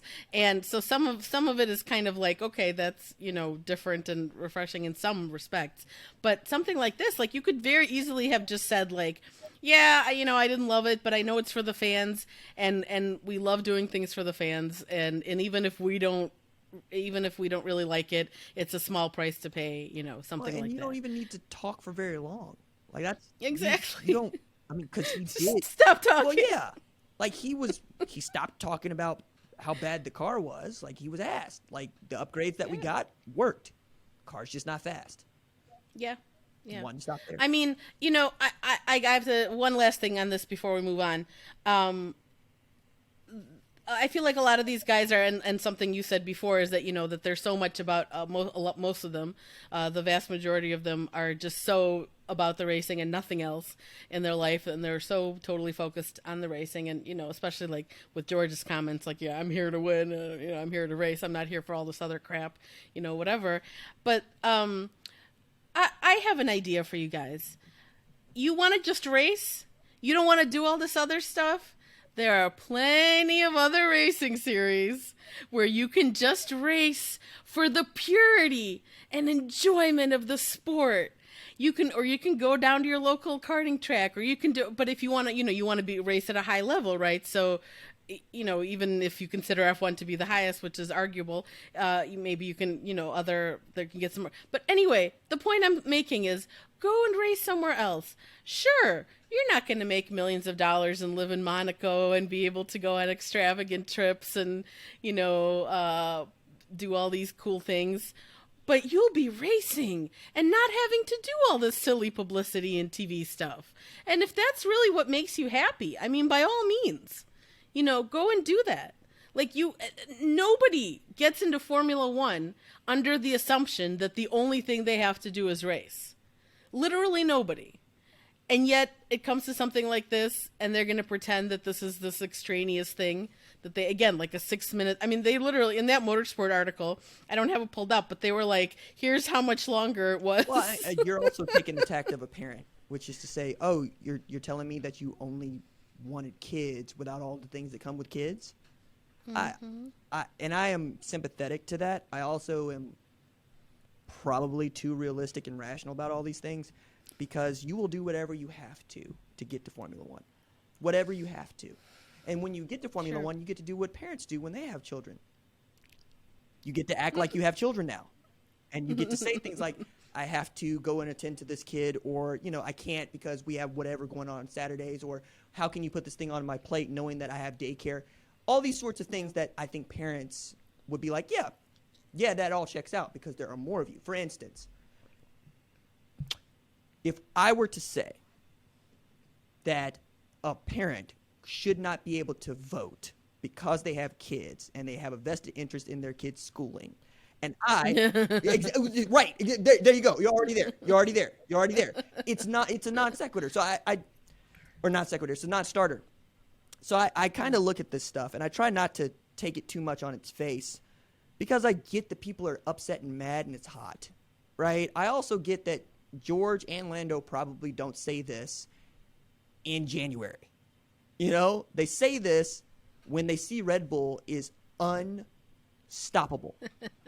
They are mad. And and if I that's the other thing about the whole, you mentioned the F1 complex of journalism. What do I hope to learn from these things? And I don't learn much anymore from what's said. I learn more about when it's said, where it's said, and how it's said. And that informs how I view the sport now, because I've been following it too closely for 16 years. It's just, you talk about George and how young he is. Hey, man, I was in high school and George was in, like, 4th grade. The world he grew up in is not the one I grew up in. And Right. I'm getting to a space now where many of my colleagues or people that I cover, right, we're in college football, we're in a very, very interesting, tumultuous change where the sport is becoming more professionalized than ever. And it's a sport built around amateurism.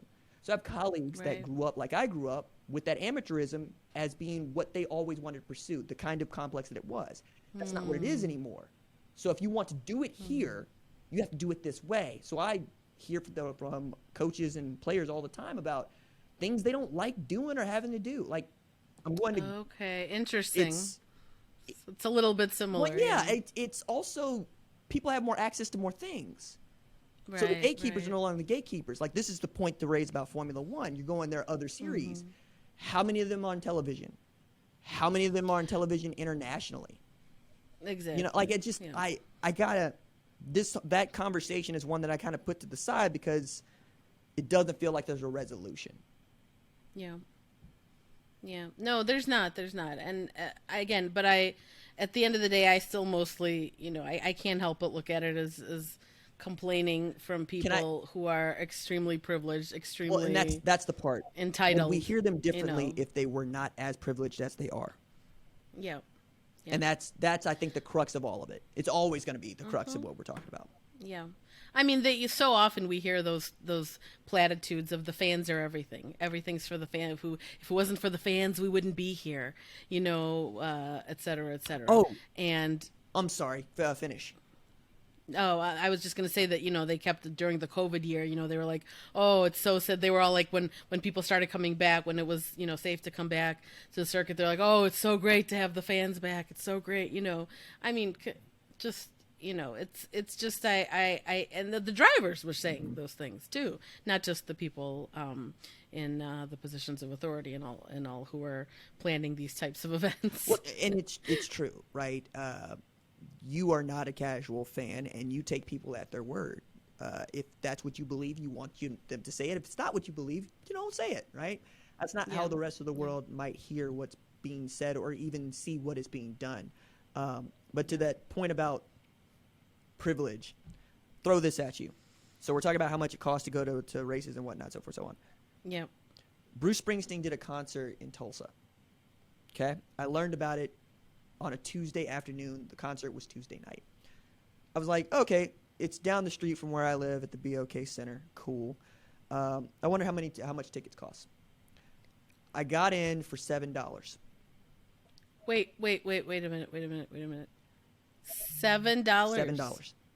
I kept the stub. $7. So I kept the stub because Tulsa, What? Oklahoma, is not an E Street band town. And this is also a man who had said, "Hey man, I know that ticket prices for my concerts suck, and I try to make them better. But my colleagues are getting paid this much to do a show. I gotta at least put in Yeah. the market." And then I looked around. Yeah. I said, somehow somebody got him to do a show in Tulsa, and there were people that were flying from Australia, Ireland, France, because it's their only Wow. opportunity to see. And I met a few of them because I was just milling around, right? But it was very Yeah. sad because it's not what everybody else told me a Springsteen concert is, right? That's the reason. Right. But my story Yeah. always with that is, what does it mean to you? And to me, it was worth it to see for $7.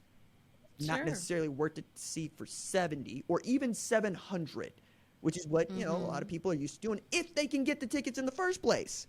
Yeah. And Yeah, that's a whole other matter. Yeah. to the point of scarcity of drivers and seats, right? Because Yeah. I'm thinking about Yeah. like 5 other drivers right now who would very much like Lando or George to get up. Nico Hulkenberg, great example of this, right? It's like, Mick, I'm sorry, I like you. You crashed the car. I don't crash cars. That's why I got a job. That sort of calculus is always in the back of my head going, somebody's listening to you going, I dare you get up out of that seat Yeah. because you don't want Yeah. to do pre-race stuff for that last 6 minutes extra. Yeah. I mean, come on. Again, yeah. So I'm like, I hate it. But just a few quick things before we talk about more what I wanted to talk about the Miami Grand Prix, in kind of broader terms, was that really loved, if people missed it, Lewis was awesome as usual as far as being like on message for important social issues, and a big huge major shout out to Christian Hugel, who is doing the Lord's work in asking these types of questions. He asked Lewis, he was working for BBC 5 Live or whatever it's called this weekend. He does other stuff now he's doing a podcast for F1 which is called like Formula Y. It's like for newbies to listen to, since they know they've got a lot It's of not those. bad. It really isn't bad. Yeah, I haven't. I was listening to when they were doing that, which maybe they still kept doing it. I'm not sure, but I can only take so many podcasts at a time. So I'm like, I do have to call originally, occasionally. But when they were started doing the Fast and the Curious, it was cute because they talked to the drivers, and also in kind of a pretty fun way, I thought also. But anyway, he because I mean, people may not remember or care. Well, I don't anyway. But when the FIA came out with that thing, like drivers aren't supposed to make political statements, blah blah blah, and but then they clarified. Well, Lewis, of course, right away was like, "Yeah, I'm not gonna, I'm not Good gonna luck with abide by that. that," Yeah. which, yeah, which was great because can do whatever he wants because he's Lewis. That's the other thing I forgot to mention very quickly. Maybe when you win a few more races, you can negotiate things into your contract the way certain drivers who won a lot of races do, where they are able to say, "No, I'm not going to do this. I'm going to do only this much media or sponsor stuff or whatever." I His have name other Weinward things. Verklappen. Yeah, exactly. I have other things going on in my life or whatever, So, just win a few more races, guys, and then maybe you can ask your teams to be let off of some of these duties. That's my advice to you. But but yeah, Lewis, but the apparently one of the clarifications, I didn't realize this, that the FIA made when the drivers were kind of like, well, we're not really okay with this, or what do you mean by political? Not that they weren't okay with it, they didn't want to run afoul of it, I think, in kind of asking for clarification. And one of the things is that the FIA said is they can answer questions put to them. So Christian Hugo doing again the Lord's work and out there and asking Lewis the question about how do you feel about racing in Florida, a state that has of course had a lot of legislative attacks on LGBTQ people, all this stuff, and Lewis did say that, yeah, he was like, I'm gonna have the he said, I don't agree with it. I'm going to have the rainbow on my helmet as usual.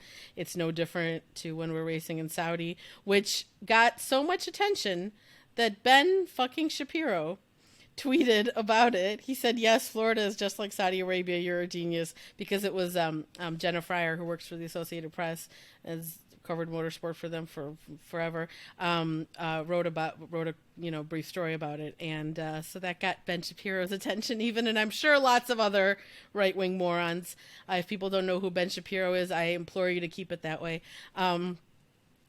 So I love that because that these are the kinds of things that you and I talk about a lot, and other people who care about these types of issues talk about, especially in the context of that we always hear about them in races like Saudi Arabia or other places like that, and then we don't hear anything about the issues that are in countries where people are lighter skinned and not Muslim, let's say, etc., etc., etc.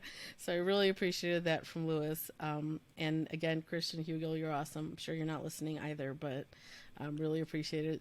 And then also, again, I mean, I know it sounds like it's all about Well, Lewis, but context in there, right, is yeah, the bill that he is talking about, which is scare quotes, don't say gay, which is yeah, Ron DeSantis's attempt to enforce, legislation that would curtail free speech, quite mm-hmm. literally, right?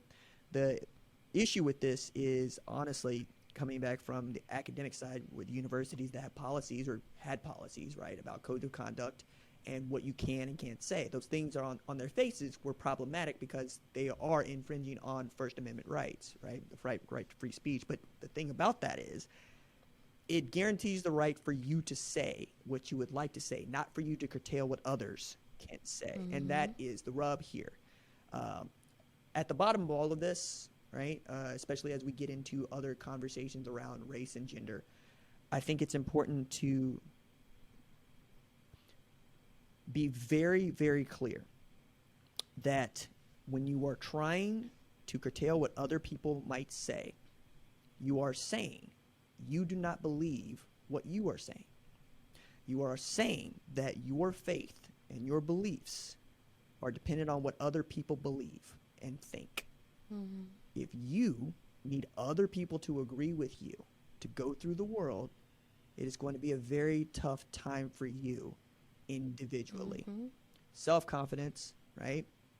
Something that you go out and get. Vulnerability, something you go out and get. One of the things that we love most about Lewis is that he is terribly vulnerable. and probably Yeah. more so than he needs to be. And he is taking steps to really rein in how he feels at any given moment. But Yeah. because he is, at least we can all agree, the most accomplished driver on the face of the earth. I believe he's the greatest athlete in modern history. I genuinely believe that.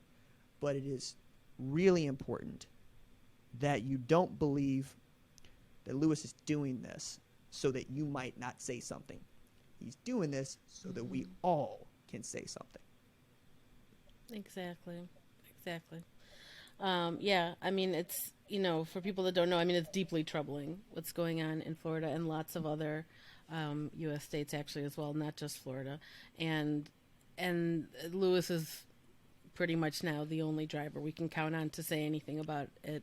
And it's, it's going to be, when he leaves, I don't know. There's going to be no one left to speak, at least. It doesn't seem like it so far. To that point, do I need you to speak in Formula One on my behalf or on the behalf of other people that are marginalized? No, I don't. Yeah, I don't need, no, I don't need it like, a lot, I guess I would say, but it should be like at least some acknowledgement. Well, look, I work in, I've written a book about the Tulsa Race Massacre, which is about silence, right? Which was nominated for an NAACP award. Yeah. But the point there to raise is, for 50 years in my hometown, people did not talk about this massacre, this event, and for almost 100 years, the myth was that there weren't bodies buried down the street in mass graves nobody knew about. That has been untrue, right? We're still digging those bodies up. What I'm saying here is, it doesn't much matter to me that we might not have a Lewis figure to speak on issues that matter to the marginalized communities. It matters more to me that we are talking with each other about them. Aw, I like that. That's it. I mean, like, you and I will have offline conversation about all sorts of things, right? That you'll never see on my Twitter account, because why?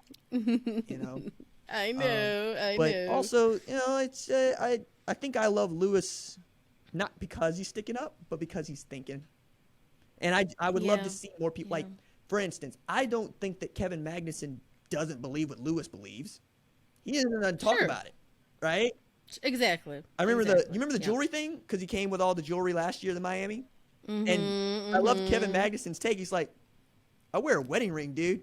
You telling me I can't wear a wedding ring? Yeah. Because that's stupid. Yeah. And I'm like, this is a man that understands. He understands the assignment. That man understands the assignment. Oh yeah. Well, Pierre Gasly too was like, because he was like, well, I wear, because I think he has a cross that he wears. He was like that. He's like, well, that's, I'm like, that's important to me, and I don't want to, And he was, I mean, he made comments about the underwear too, which I will not repeat. Again, I think we talked about them when they initially happened. So you can go back and look for that. But no, I mean, I just appreciate Lewis, being Lewis. It's always just so nice.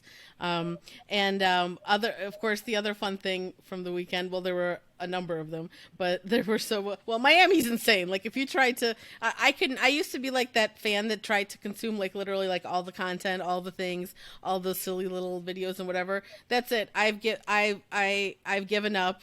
Miami, especially this past week, I give up. It was a deluge such that I have never seen in my admittedly short time still being a Formula One fan, but I mean, it was insane. It was insane. But yet you still have to do all of it, Lando Norris. Even if I won't watch it, hundreds of thousands of other people will. But it was super fun. To me, one of the things that was super fun was when Lewis said that he would love to test an IndyCar one day, and that he sometimes watches IndyCar. He said, I was like, this is the single greatest thing to happen to IndyCar marketing in like ever. And there was a lot of I didn't notice if like other drivers said stuff, but one, Joseph Newgarden, who we've already mentioned, did tweet, "Come on over, Lewis Hamilton, you love it." You know, he was like, and there was a lot of that kind of reaction. I feel like there were some of the other kind, but we won't speak about them. But mostly it was people being like, "Yeah, that would be awesome." I saw a lot of IndyCar fans saying that would be great. You know, and I thought that was very cute. And I think that would be cool. Although when Joseph tweeted it, I'm sure he didn't see my reply, but he was like, "Come on over, Lewis." I was like, "Are you sure? Because he's really good." Hey, look, I want to see him on two wheels. I want to see Lewis on a bike. Oh, that would be I want Lewis on a cool. bike. Well, I mean, that was just for fun, but when he did that thing with Valentino Rossi, he tried it out at least. I mean, obviously that wasn't racing. I know that was just for fun. Yeah, I was like, come on, guys, don't tease me with cruising at 20 miles an hour. Like, you know, like I'm on a cafe racer, dude. Look. Yeah, but again, like I understand the appeal for Indy on a number of levels, but when I see someone with Lewis's ability, just from a pure physical standpoint, right? I always want to see them on a crotch rocket. I always want to see you on a racer. I want to see you on two wheels because it is the fastest thing you can do on the ground. Yeah. And you know, now that's more dangerous, right? Because there's no halo. You go off, you go off. It's a lot more dangerous. But races are shorter. You hear, I think, like almost every driver, you'll hear stories of when they first start. You know, they started out a lot of the time riding things on two wheels, and then their parents were like, "You're gonna die," and then they started go-karting. Hey, for the folks that don't know, I laid my bike down when I was 17 years old on the highway doing 70. If you haven't laid your bike down yet, another story for another day. But like you can oh see my my God. hands. Okay, you'll tell me sometime. I still got the scars from whatever. But the point there is, you're going to lay your bike down. It's just a matter of how often and how fast. Sure. So on that front, maybe it's best that Lewis never gets on two wheels again. Yeah, I mean, honestly, I get freaked out when I see him doing the skydiving and all the other stuff too already. So I'm like, that's going to be very, very bad for my nervous system. So I'm okay with that not happening anytime soon. At least not until he's like done with Formula One, maybe. And even then, you know, because we know we'll still see everything on Instagram. So I'm gonna go get you know, Roger Federer of the day to bring him back to Martin Brundle as his professional grid walk wrangler. Made my whole afternoon because Martin hates that stuff. Always bad. And then Sir Jackie Stewart's like, "No, I got this at 82 years old." That was the funniest thing ever. Awesome.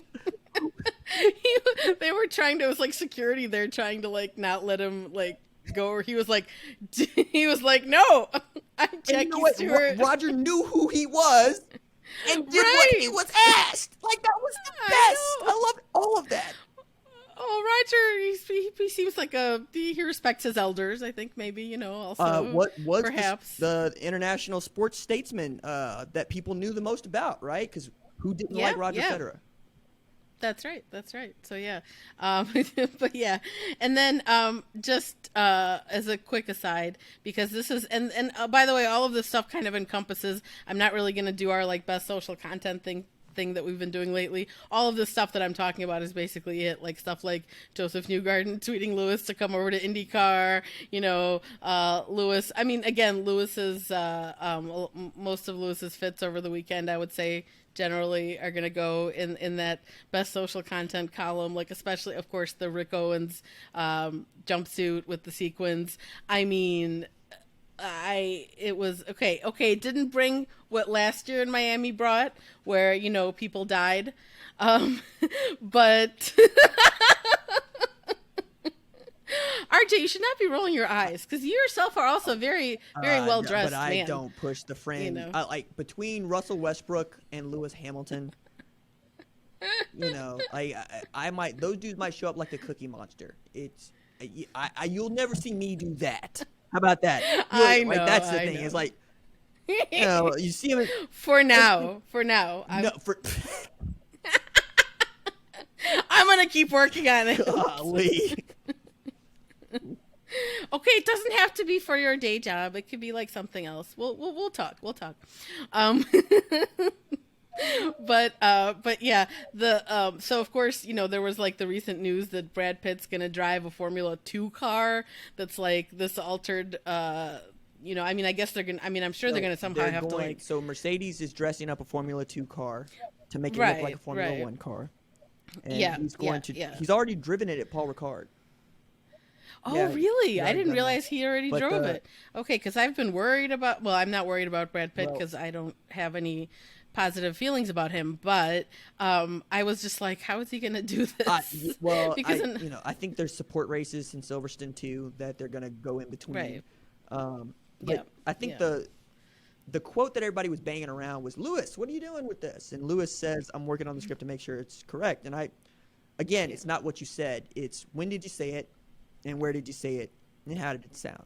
So I looked that up, and I said, oh, okay. So that was my clue that, so Brad Pitt's going to star, but we're going to have a black driver. And I was right.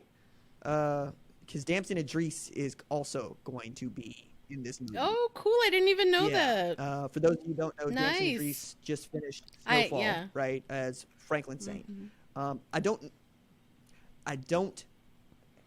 do not love this.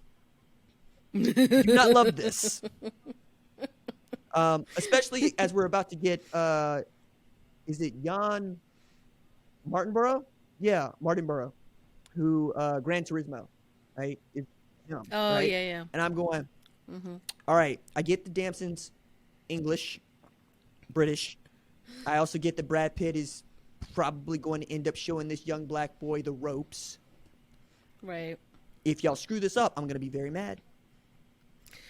Yeah, there's potentially a lot of we'll have to do you know what? We should do an episode where we review the movie once it comes out.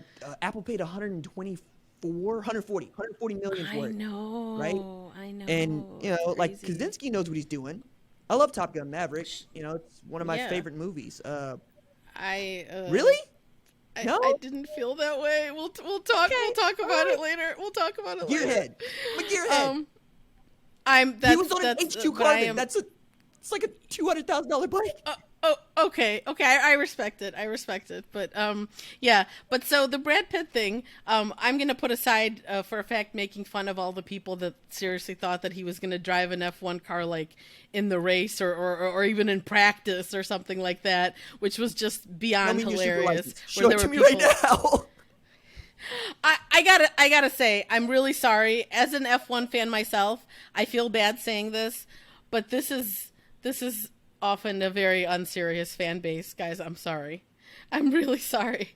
But the things that you see out there in internet land sometimes are just inexplicable.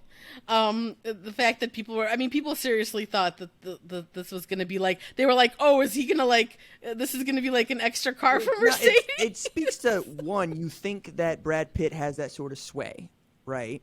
But the way I put this is, the Navy wouldn't let Tom Cruise fly one of their planes.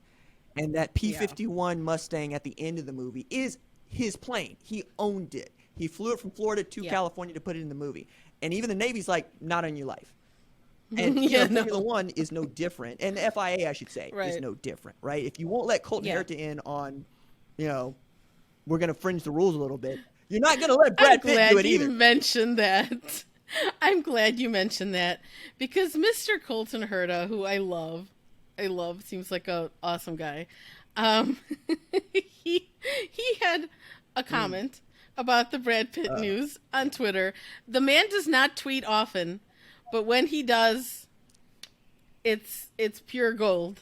He tweeted, "Brad Pitt got a super license before me. Tough." Look, I love that on a number of levels, but there's that one that is, if you were following last year, he probably gets at least a reserve drive spot if you wanted it. Don't think he wanted it. Perhaps even an Oscar Piastri spot at McLaren if he would come through, right? Because everybody wants an American Formula One, and there hadn't been one since 2015. Now, Logan Sargeant has taken that up, and that's a whole other conversation, because then we'd be talking about Harry Sargeant, and then we'd be talking about Logan absolutely can't go back home after what he did in Miami. But apart from that, Yeah, I know. No, let's at least mention that. Let's briefly just pause on that for a minute. Logan, I mean, I feel like a little bit bad for him, but it's sort of just hilarious that he comes to his home race. Now we know he's a rookie. It's a track he doesn't know also because obviously F2 hasn't gone there and and so like I get it, but like you start 20th, you stay in 20th and you finish in 20th. One of our listeners tweeted they were like incredible consistency from Sargeant. Look, Anna, I give that stuff a lot of thought when we're talking about going into tracks that you don't know a bunch about. So I mentioned I play a lot of F1 mobile and F1 on PC and whatnot, and I hate Monaco. It's impossible, but you can get laps in, right? And like with Miami, I wasn't any good at it. You got to get the lap time in, which is another way of me saying, son, you knew this was on your calendar for a better part of 5 months. You're telling me you don't sit in a simulator and absolutely know every breaking point at like, and I don't want to get too far out in the weeds on this, but I know what I can do on mobile with braking points. I'm paying way too much attention to fast corners. I know, like, when you talk about, I think it was a break on Twitter with the 3 Rs. Maybe Croft even said this, but you could see that Max was extending his braking point as he got faster. And I'm going, that's how you do it. And that's how Max got to be very fast at Spa. You jump in a simulator, and you crank it all the way up, and you go until you know this thing blind. That's race car driving. Nothing here should surprise you. So that in and of itself was a letdown for me, because now I have to look at you differently. I have to go, are you actually doing the work, or are you just talented? I think that's actually a very good question. Like I feel like he probably is, but at the same time, and maybe this is just his attitude, and it may not speak to anything deeper, but I have not liked the cut of his jib, so to speak, the second he got into F1, because he just comes off as like this very, like, he says a lot of the right things in the sense of that, I expect more from myself and this and that, and I'm, but he also sounds like extremely self-assured and confident for someone who's not doing anything terribly impressive. He seems like a less likable Latifi. Yes, that's it. Latifi was at least likable. And when I see what Alex is able to do in that car, I get that Alex has been in Formula One. I get that Alex is coming out of Red Bull's pen, but I'm also looking at that car, and he's getting everything he's supposed to get out of it. Like when he's got, it's fast, he can put it where he needs to go, and Williams is scoring points.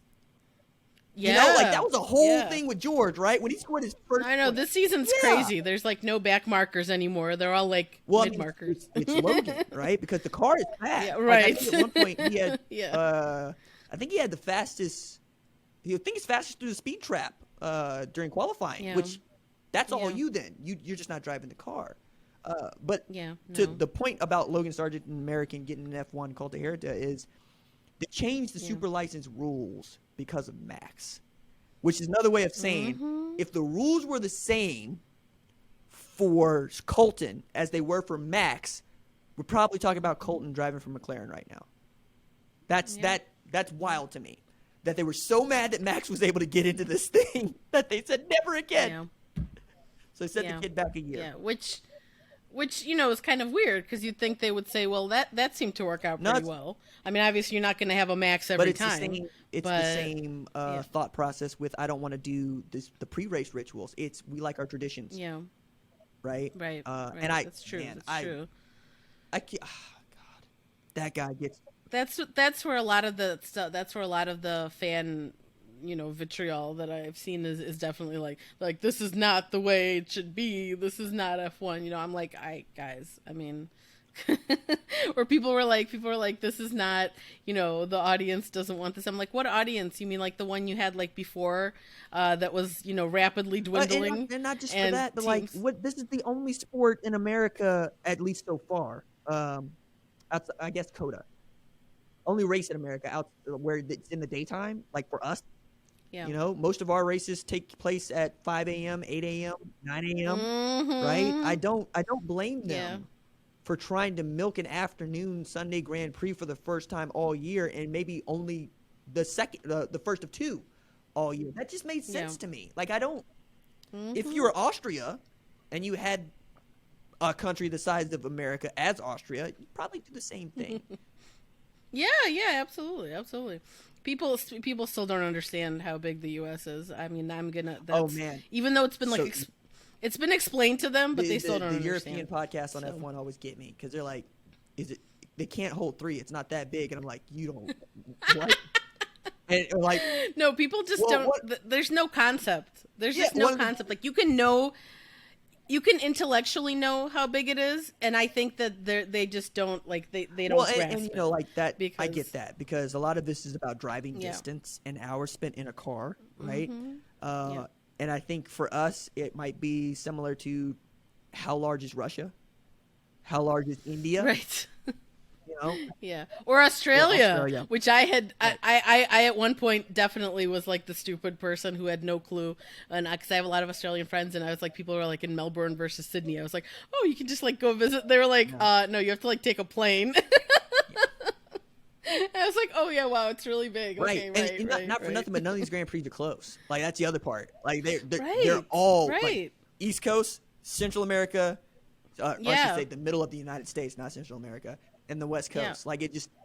I explained this to people by saying that I mapped it once just out of curiosity. It's technically slightly closer for me to go to Montreal than Dakota, which is the next closest. That also makes sense because like. Yeah, and then the other two are really far. Right. So it's Anyway, Europeans, like, I mean, please stop. You can't get on the train and go through 7 countries, guys. I'm sorry. I just can't imagine feeling this way if there was suddenly an influx of people interested in the NBA or the NFL or something like that. I can't. I really do. Really? Because it's getting back to me being offended by Mark Erickson asking for more people to join Indy. It is no. Right. Love me. I'm here. Right. I'm not going anywhere. Yeah. How dare you try to change the sport to bring in more people that aren't like me? Why aren't the analogy I use when I'm trying to explain this is: have you ever seen someone or seen an ad for your cable bill, or even say, well, I'll take it back. The New York Times bought The Athletic, right? I subscribed to both, and they were giving away The Athletic and the New York Times for like $6. And I was paying something like $23. And I called the New York Times and said, what the hell is this? And they said, you're right, sir. Let us comp your subscription, and we'll put you on this plan. We appreciate your business. We'll stay with you. That is how we as sports fans want to be treated, but that is not how we are treated. We are treated as if it's 23 now for you. Why is it 23 for me? Because we know you're not going anywhere. And that also gets back to the stickiness of branding in sports, and Formula One doesn't have any in the United States. Like that's why you have Dom Toretto on my screen. Which is that exactly, which is why also people there. That's been one of the other big topics of conversation this past weekend was like the continual anger at like the influencers and the people that get to go to the race who may not know anything about anything, and it's like. I beg people to just let people have fun and stop with the gatekeeping, because you can't do both. You can't say that it's for everyone, the sport's for everyone, and we're open to everyone, and then be upset that there are people who are going to. And again, I did see somebody make this point finally, which I was so happy about, that we don't really see that in other sports. Like, you don't even see that in the other snobby European sports. Like, I don't think that if there was a celebrity at a soccer match that they'd be like, I'm sorry. They were very upset to see Tom Brady at Manchester United. Like really? It was the whole thing. Okay. I mean, it does happen, and frankly, it's because I work in sports, right? It's my job, so I paid. Like when Jensen Button drove NASCAR, people copped an attitude. When Kimi Räikkönen drives NASCAR, people cop an attitude.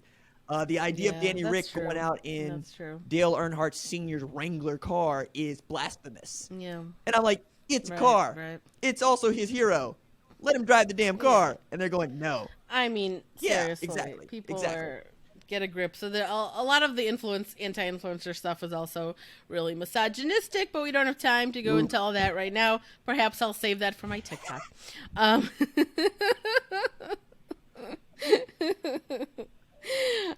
But but yeah, there were a lot of other good jokes about Brad Pitt. Like Brad Pitt got the 11th spot on the grid before Andretti did. Okay, It's a lot they of. said we're still going to F1, and I said you can't even beat Ganassi. No, but they're doing well this season. They're doing God. well. So. Look, I saw Roman absolute. Never mind. I'm gonna leave that alone. Leave that alone. Barber was fun. We'll talk about that another time. We'll talk about that another time. But just before we do this for 2 hours, which is going to actually happen somewhat soon. How do we feel about? And I urge people to go read the piece that we mentioned earlier, that Elizabeth Blackstock, our buddy, or at least she's my buddy. I'm sure she'd be your buddy too, RJ. She's very sweet. She wrote a nice piece over at Jalopnik, which is where she writes about the fact that Miami, is this a good strategy for Formula One to have these kinds of races where it's, people have like FOMO basically if they don't get to go to it. They're like, oh my God, look at all these, glamorous, cool people having fun there and I'm not there and I wish I could be there. And now Vegas is the new hot ticket, right? And then, now does that make Miami less cool or less exciting? Or does it, and I mean, as I'm reminding people every other day now, they do have a 10-year contract with Miami. And in case contracts can be broken, but they all seem very pleased still with and again, just remember that Miami's not really for races like Miami and Vegas are not really for us. I mean, none of them are really for us in the terms of the cost and all that, but especially those races are not for us. Like that's why Lando's so upset that he's so busy. I mean, these races it's about the sponsors. It's about a lot of other things. It's about, a lot of the marketing aspect of the sport, which is obviously a huge major part of the sport and all motorsport, of course, but especially Formula One, as you said, the apex predators of capitalism. And then this past weekend we had, speaking of which, was Larry Ellison, Elon Musk, Jeff Bezos were all there. Lots of other. Oh my God! Somebody putting Jeff Bezos next to McLaren. Somebody's going to hear about that because that was probably not a look that he was looking for. Like, why am I not in the Red Bull garage? Why is Elon in the Red Bull garage? Like I was going, okay, who's gonna sit next to Toto, right? That was another thing, because that's where I would have liked to put if I'm Bezos's person. It's Red Bull, then maybe Mercedes, right? Or not at all, because I just don't see anything other than being associated with the top of the sport for him, right? And the idea that Elon Musk is hamming it up with Horner probably gets under his skin. So Elizabeth, I'll put a link for you guys in the show notes. She talked to a bunch of people that went to the race and that seemed not excited to go back, basically. Yeah, and I read the piece, and I think the complaints are valid. Again, I also see that NASCAR does not have a problem getting 100,000 people to 30+ races every single year. It just doesn't happen because everybody understands, right? What I find interesting about the people that Liz talked to is many of them, this is their first Grand Prix. It might be their last Grand Prix. Right? Yeah. This is also a sport that, unlike, say, Indy, right, is only here 3 times a year, and this will be the first time that it's been 3 times in 1 year in over 40 years, right? Yeah. I think Indy and NASCAR also have a leg up because these are North American sports, right? Which means that we could get on a plane that is cheaper than, say, Sao Paulo, right, or Portugal, or Catalonia, right, to go see a race. I'm gonna drive to one, hopefully this summer to Road America. I was in Birmingham only for 2 work, hours. and the Barber the race Oh, the yeah. Barber was, I just couldn't go, but it was there. Oh, right, too but bad, there are other opportunities in Texas, Indiana. There's places you can get to in this country for these races, and I think that's also the issue. It's not just that the races are already, not for us. It's that the demand is so high because the supply is so low. But even then, when you can go to Charlotte Motor Speedway, right, or Talladega, or Daytona, or Atlanta, and never leave the Southeast, and still get 100,000 people to each one of your races, I think, F1 is very happy about what they got going on at Miami. And, talking about sustainability, I watch every Grand Prix on TV. As long as they're on television, I'm going to watch Grand Prix. Does it matter that I don't go? No. I'm not also the person that cares if people showed up to the race or not. Like 2020, fine with it. I got to see the guys fighting each other on a racetrack doing 200 miles an hour down the straight. That's what I'm here for. I don't care that that Baku has 8 people in the stands, or Jeddah has 12. I'm here for the racing, and we pay attention to all that's going on around it. But I don't think it's going to influence their bottom line, because most of their money comes from the promoters of the events themselves, who are very happy to give them their money, right?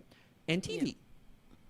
If you have those, what do you need with casual fans or even diehard fans that don't have the money to afford a corporate suite? Yeah, that's true. That's a good point. I'd say, it's a little bit like wishful thinking. Is that we wish that they thought this was a problem, but they don't. Yes, yes, that's exactly it. We wish they would find shame and would be like, maybe this is not the, for all people egalitarian, concept that we're pretending to be. The Chappelle sketch, the lady with the cash going, hide the money, y'all, it's poor people around. It's Paris Hilton with her hands in the air saying, stop being poor. It's okay, cool. I'll just sit on my couch and I'll turn off Vin Diesel.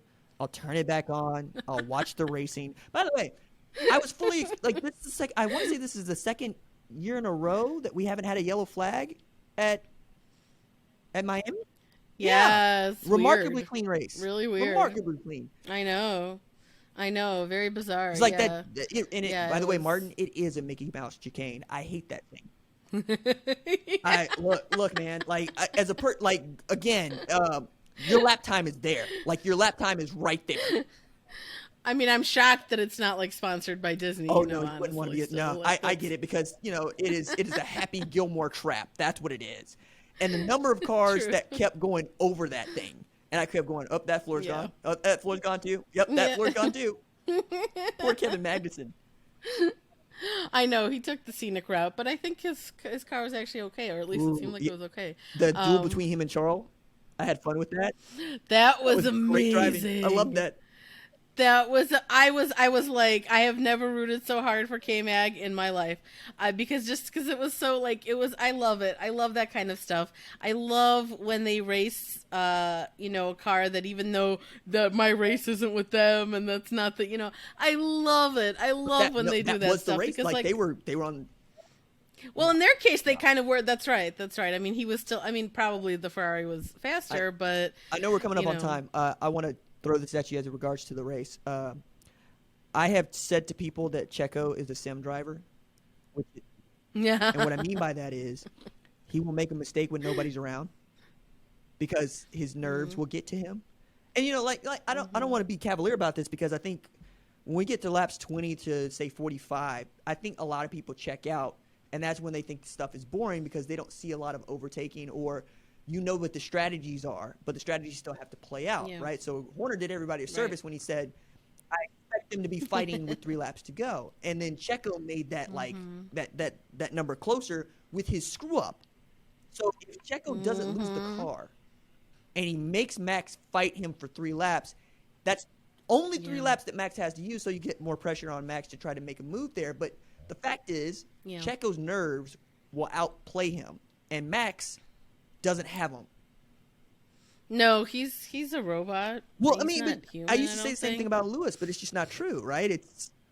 No, it's not true. Yeah, no, it isn't. It isn't, because even though oftentimes in the car it may seem that way, but he's a lot. Yeah, he's like a human being. I think Max is too. Max is a much more angry person. Like Lewis is upset in the car. Max is angry in the car. But, Martin also made a great point of, hey, the car doesn't get faster because you're angry. As a matter of fact, it probably gets slower. It goes side to side and backward. It doesn't go forward, right? Right. But I was thinking about that because, there was this conversation about, they weren't talking to Checo that I think Anthony put everybody onto. I'm like, nah, he sees the dash.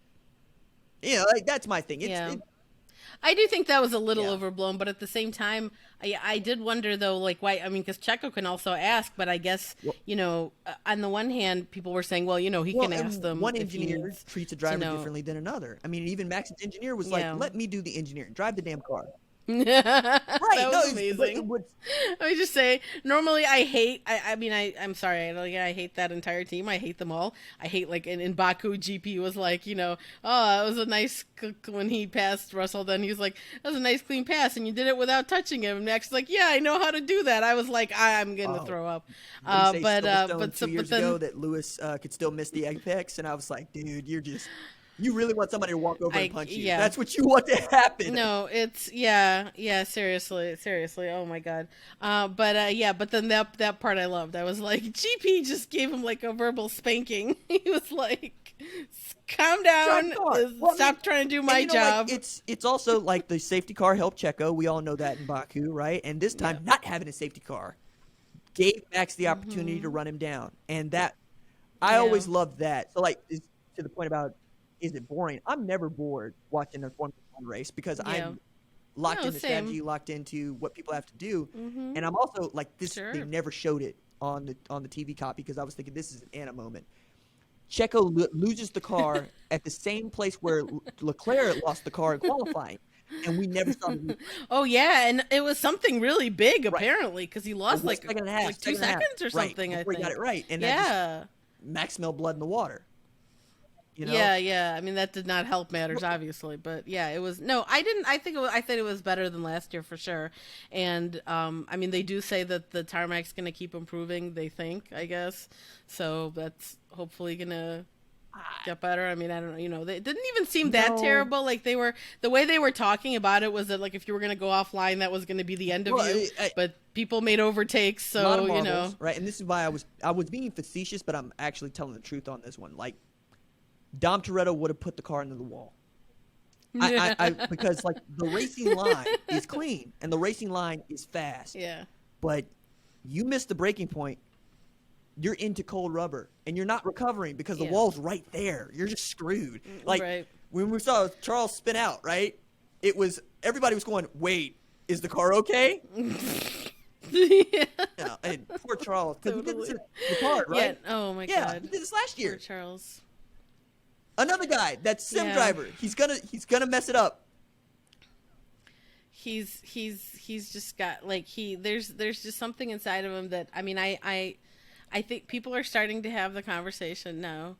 I feel unfortunately, that kind of like he's I mean that's kind of always been the thing with him, isn't it? Like and Martin Brundle said it on the commentary. It was fantastic. He was like when he crashed in the qualifying, he was like Martin Brundle was like he's so incredibly fast and incredibly confident, but like he just can't stop until he hits something. He doesn't know the limit. Like that was. He doesn't. I find that to be a fascinating thought exercise because that was Max's rap for like 5 years, right? Before 2021, it was. He will drive himself out of wins. Like Jackie Stewart was loud about it, going, "Nah, that temper's gonna kill him." And the idea that Charles Leclerc has not figured it out yet, I also, on the one hand, it's worrisome. It is, but he hasn't had the reliability that Red Bull has. True. And he's only had the fastest car. I say that he's had the fastest car for I want to say half of last year, right? The Ferrari on its face was a faster machine. But it couldn't hold up. This year, I'm not sure, actually. I don't think they're slow. I just think they're unlucky. Like even, I say that. I mean, that's part of it. And Carlos seems to not know what, like, Carlos is having a Danny Rick experience with this car because it feels like it's built for Charles. A little bit. And he can't drive it. Yeah. I always wonder about those things. Like, it's little things here and there. And then is Alpine going to be okay? That is a very good question, and I don't know the answer. I assume you're saying that because you heard about Laurent Rossi, like but I'm looking at Esteban seems to be able to get something out of it when he's got something out of it, and Pierre seems to not know what he's doing. Well, he did well this weekend though. This past weekend. Do we attribute in Miami, that to Charles Wrecking, or do we attribute that to the car being fast?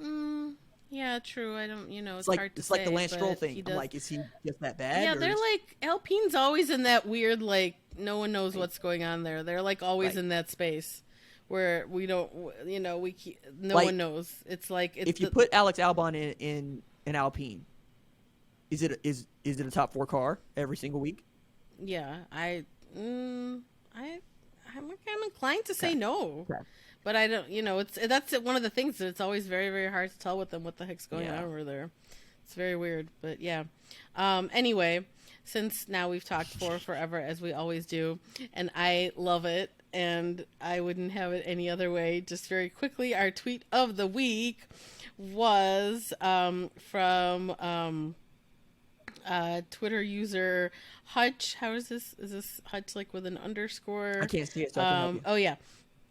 I know. Oh yeah, Hutch underscore 1313 Trevor Hutchinson. He now technically this shouldn't win because, as it turned out, he got his joke from Colton Herta because he made the comment too. He was like, Brad Pitt got super licensed before Colton Herta, and it was in response to me making the joke that Brad Pitt got the 11th spot on the grid before Andretti did, which I also stole from someone, and I don't even remember who I stole it from, but at least I'm owning up to it. But when he said it, I was like, that is hilarious. And then I was like, oh look, Colton said the same thing, and he was like, that's why I said it. Oh, And I was like, no. oh, you didn't have to own up to it. No one had to know. But I still wanted to give it to him because at least he stole Mine from the was, best. Brad Pitt got into an F1 car before Mick Schumacher and Danny Rick got back into one. Oh! Wow. Ayo! That's another good one, I must say. Yeah, that's really good. Anyway, thank you everyone for listening. If you've gotten this far, especially if you've gotten this far, I appreciate you all. And remember, you can send us an email if you have any comments, questions, or suggestions. Let us know if you think that would be a fun episode to review the Brad Pitt movie one day when it comes out. I think we'll probably do it regardless. But maybe we have to do an episode talking about why you like Top Gun and I don't, even though that technically has nothing to do with F1, but we can pretend that it does. It'll be like our spin-off one episode movie podcast.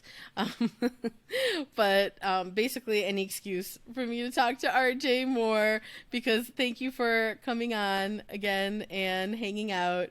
I love you, and I love having you on, and we have a lot of stuff to talk about that we didn't even get to hear that we'll just talk amongst ourselves. So we've got a That's lot. the best one. A lot. Aw, yeah, I know, right? Sorry you guys don't get to hear that one, but that's for the exclusive audience. But